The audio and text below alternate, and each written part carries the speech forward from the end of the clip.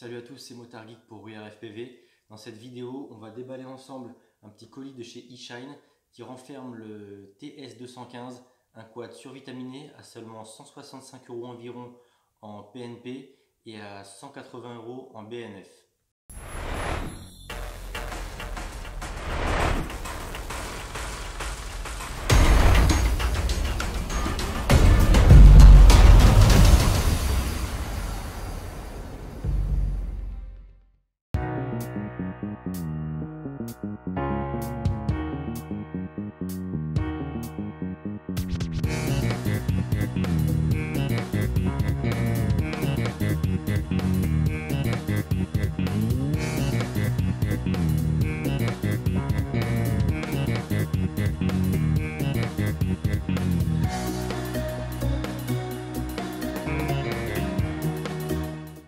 Donc on va déballer ce joli petit packaging rapidement ensemble et ensuite on passera en vue dessus pour analyser les différents composants du quad. Donc on se retrouve avec un gros carton avec un joli logo bien solide et le petit logo eShine. J'ai fait un teasing sur les réseaux sociaux, tout le monde est persuadé que c'était les EV200D. Pourtant le PNP ça indique bien que c'est un quad. Donc une mousse sur le dessus pour protéger le tout, quelques hélices, 2x4 de Cyclone 5046C en tripale de chez Dalprop, un lipopad antidérapant, il n'a pas l'air collant du tout, un lipopad, une petite dose de Rislan si on a besoin de bricoler, puisqu'a priori normalement il est prêt à voler, il n'y a rien à faire, deux straps à lipo eShine, une toplette, tiens ça c'est marrant, on va la sortir. Ah non, c'est pas une toplette. J'allais dire c'est une toplette qui ressemble au Floss V2 parce que c'est une copie du Floss V1, vous allez voir. Non, ça c'est le truc pour protéger la lipo. Parce que c'est quad avec la lipo en dessous. Vous verrez, il n'y a pas grand chose au-dessus. Donc là on retrouve un lipopad, c'est bizarre. Peut-être que c'est pour poser quelque chose sur le dessus, je sais pas. De la mousse avec un autocollant 3M. D'ailleurs on a deux fois la même. Je ne sais pas non plus à quoi elle sert. Je le découvre avec vous. Hop. Alors ça, qu'est-ce que ça peut être? Une espèce de Kalachnikov découpé dans du carbone. Je ne sais pas si on va réussir à faire la mise au point. Bon, pareil, on la mettra sur le zoom. Je me demande bien ce que ça peut être. Kalachnikov. Ça c'est fun. Des petits outils. Pareil, découpés dans le carbone. Hop, de tailles différentes. Donc ça peut servir pour bricoler, mais ça, j'en ai aucune idée et en plus ça donne les mains noires. Hop, et les fameux landing pads en mousse pour mettre sous les quatre bras et éviter d'abîmer le carbone quand on se pose. Même si avec une lipo sous le dessous, ça sert pas à grand chose a priori. Dernier élément, une petite antenne format stub, petite copie de chez TBS, une fausse triomphe avec le petit logo eShine dessus. Donc voilà, comme vous pouvez le voir, c'est quand même un packaging qui est très complet. Dedans, on retrouve le TS215. On va déballer tout de suite, il est bien protégé. Donc voilà la bête, un bel engin. Donc c'est une copie de chez Hyperlite.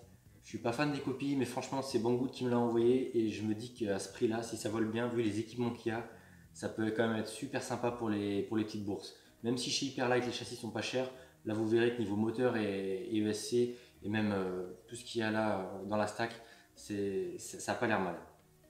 Donc voilà, un joli châssis couleur camouflage bleu réalisé en water transfer. Le water transfer, si vous ne connaissez pas, je vous renverrai sur un petit tutoriel qui a été fait par mon collègue Cyril de lesimprimantes3d.fr. Je vous mettrai la vidéo quelque part sur une fiche.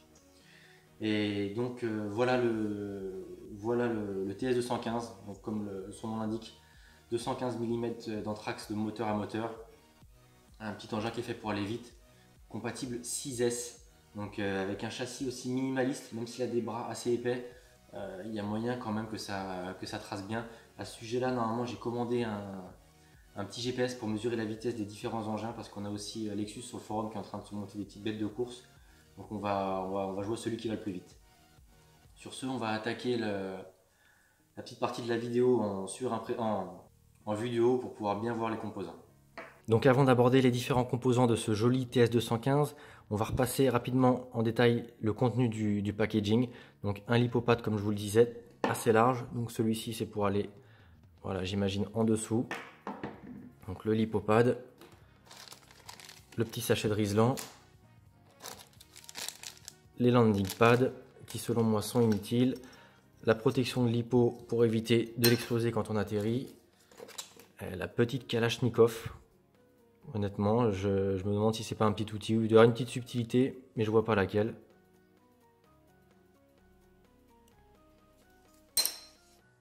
On a deux blocs de mousse comme ceci qui font peut-être protection ici, ou ouais, non, sur le dessus. Honnêtement, je sais pas celle-ci, ces mousses là à quoi elles servent. Donc ça c'est vide. Les deux petits outils, voilà, des petites clés anglaises découpées dans le carbone. Les cyclones T5046C. Un deuxième landing pad avec une forme différente. Les deux Strappy Shine. On va pas les déballer, en général c'est pas de la qualité de ouf. La petite copie d'antenne TBS Triumph Stub. Le deuxième patin en mousse à la forme bizarre. Et j'ai oublié de vous le préciser tout à l'heure au déballage, les écrous stop qui viennent fixer les hélices et un peu de visserie de rechange. Donc voilà, le colis est vide. On va pouvoir regarder ce qu'on a sur ce quad. Donc copie de l'Hyperlight Floss qui avait pour particularité d'être très dépouillé. L'électronique sur les côtés est quand même un petit peu exposée. Donc si on regarde là les ESC, on est sur des TS 40 A en BLLI 32 compatible D-Shot 1200. Donc c'est vraiment pas mal comme matos. On peut voir qu'il n'y a pas de condo sur le externe au montage, mais il y en a en tout cas embarqué sur les ESC. Des ESC qui ont l'air d'intégrer des LED, donc peut-être même qu'elles sont contrôlables, même si je vois pas de fil signal et il n'y a même pas la masse de raccordé. Mais pourtant, on voit bien que sur les ESC, on a 3 pads. Donc j'imagine qu'on peut y cloquer de la télémétrie et une masse pour éviter d'avoir des désynchros inopinés. Et oui, chose importante pour cette petite bête de course, les ESC sont compatibles 6S, tout comme les moteurs qui sont des eShine. Est-ce qu'on va pouvoir faire la mise au point? TS2306 2450 kV, donc ça c'est du lourd, avec un design pas tout à fait open bottom, je crois qu'ils sont donnés à 32 grammes, donc ça reste raisonnable.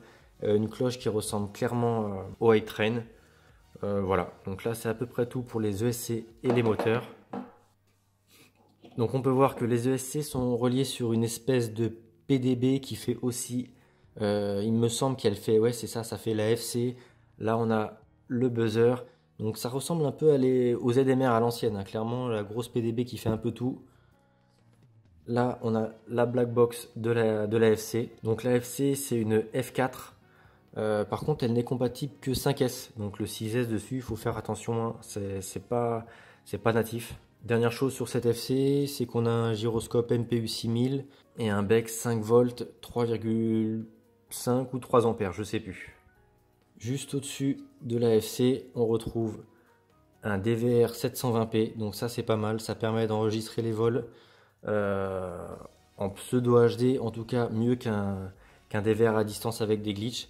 Parce que clairement, là, pour y coller une GoPro Session, c'est pas hyper pratique, même si ça se fait. Au-dessus, donc du DVR, on retrouve un VTX stackable avec une petite LED d'indication, un connecteur MMCX qui repart comme sur les frames Hyperlight en RPSMA coudé et qui se fixe au châssis, sur lequel il faut mettre la petite antenne qui est fournie au format RPSMA. Ça clairement ce support d'antenne c'est vraiment pas mal, ça peut paraître assez faible comme ça, mais moi sur le Flowride j'ai pas encore pété. Il faut pas que ça dépasse de trop de la lipo, clairement terre peut-être un peu emportée, c'est pas fait pour du long range, mais en tout cas c'est pratique, il n'y a pas besoin de s'embêter avec des Riesland ou quoi. Moi j'aime bien. Même si l'idéal d'un point de vue poids, c'est quand même d'avoir directement du MMCX avec l'antenne. Typiquement une petite Lumenier AX2. Et donc le VTX, ce petit VTX, il peut émettre jusqu'à quand même 800 mW.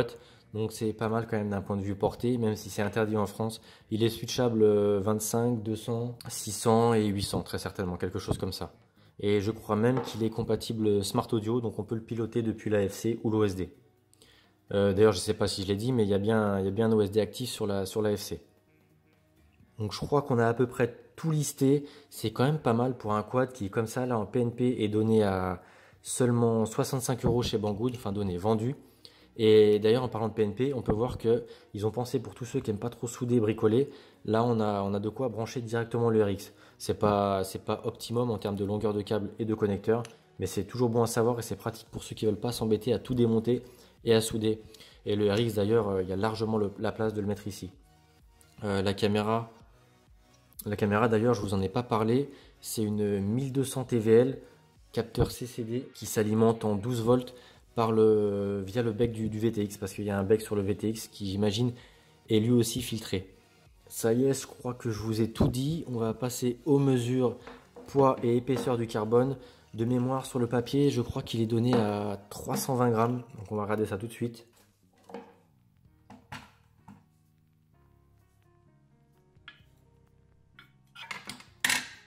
Ouais, 288 grammes sans antenne et sans RX. 296, on va dépasser peut-être les 300 grammes avec le RX, mais vraiment c'est pas lourd pour un engin avec des si gros moteurs et des si gros ESC et qui est capable d'encaisser au minimum 5S. On peut le comparer à ma petite Pirate Frame, la Sloop V2. Il n'y a pas une grosse différence en termes d'encombrement. Les bras, bon, c'est pas la même géométrie, mais c'est surtout le bus qui est beaucoup plus petit, d'où le poids et l'encombrement réduit. Par rapport à mon Flowride, bon, la tout l'attirail sur le dessus, plus les hélices, ça peut paraître plus encombrant, mais ça se vaut, parce que le Flowride il n'est pas beaucoup plus petit ni beaucoup plus gros, je crois que c'est à peu près le même gabarit, il est plus petit quand même que la Sloop V2. Par contre, si on regarde par rapport à mon bon vieil Alien, là on peut voir que c'est pas le même encombrement du tout, et le poids de toute façon n'est même pas comparable. Donc voilà, on retourne en vue du dessus. Et donc le carbone, c'est donné à 3 mm pour la top plate et la bottom plate sur le papier. On est 3 mm tout rond. Bottom plate, est-ce que je vais réussir à l'attraper? Également 3 mm. Et les bras, quant à eux, ont l'air quand même très épais. Donc là, on ne peut pas s'apercevoir de la découpe avec le water transfer. Mais on va regarder quand même l'épaisseur, si on sait les attraper quelque part. Voilà, ici. Hop. On est sur des bras de 4 mm. Donc là, les bras sont pris en sandwich quand même par la bottom plate et un bout de PDB.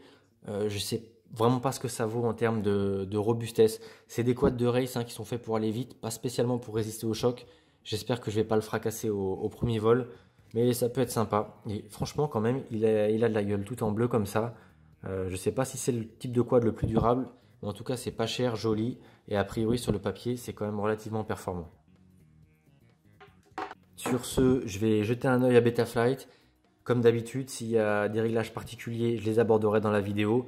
Si ça se limite juste à la configuration des modes et des interrupteurs, on va directement passer sur le terrain, voir ce que ça donne. J'ai pas retrouvé les fichiers d'intro que je vous avais fait sur le terrain, et en plus j'ai quelques enregistrements qui ont été faits en mode portrait. Du coup, je vous fais une petite intro rapidement à la maison en même temps que je fais le montage.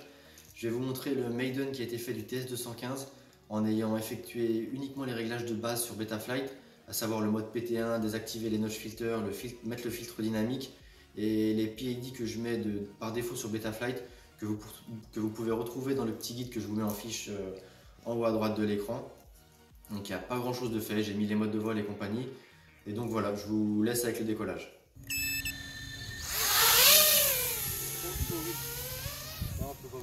Bon, alors c'est difficile c'est difficile de juger parce que là j'ai une latence incroyable. Mes figures arrivent et mes mouvements arrivent facile une seconde et demie après que je les ai faits. J'arrive même pas à me rendre compte si c'est verrouillé, pas verrouillé, précis. Non, je sais même pas si je vole à 3 fps, c'est pas possible.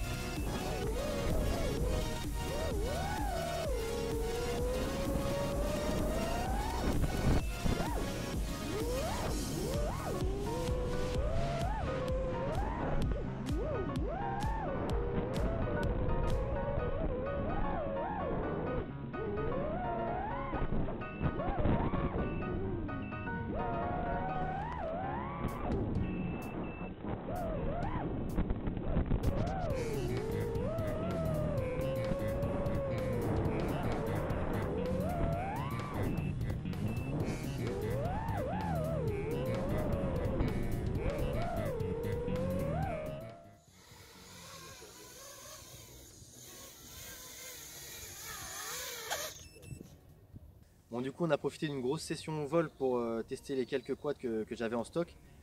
On va parler du TS215. Donc visuellement, en termes d'équipement, même si c'est chinois, il a plu à tout le monde là sur le spot. C'est vraiment un quad qui est sympa. J'ai découvert où est-ce qu'on mettait les mousses, les straps, donc je vous mettrai ça dans l'article. Il n'y a rien de particulier à signaler. Les moteurs, ils ont des pas inversés pour ceux qui tournent dans le sens horaire. Donc ça, c'est pas pratique, je trouve pas ça pratique. C'est pour ça que les écrous sont pas de la même couleur. Avec les quelques réglages que j'ai fait sur Betaflight, il fait un bon son. Il a l'air de bien voler à vue. Malheureusement en FPV, avec le DVR, même sans enregistrer, il y a une latence pas possible et un framerate qui, je dirais, qui est inférieur à 10 images secondes. Donc j'ai fait une lipo et demie et je m'arrête là. Donc au delta près de ce DVR que de toute façon on peut bypasser, je pense que c'est vraiment un bon quad. Avant de vous dire foncez dessus, achetez-le, je vais essayer de régler ce souci de latence et on reviendra vers vous pour vous faire une seconde vidéo. Mais quoi qu'il en soit, pour 160 € sans récepteur, il y a quand même du gros matos et rien que pour ça, ça vaut le coup si vous pouvez vous passer du DVR. Sur ce, je vous dis à la prochaine pour en reparler. C'était Motard Geek pour Rouillard FPV.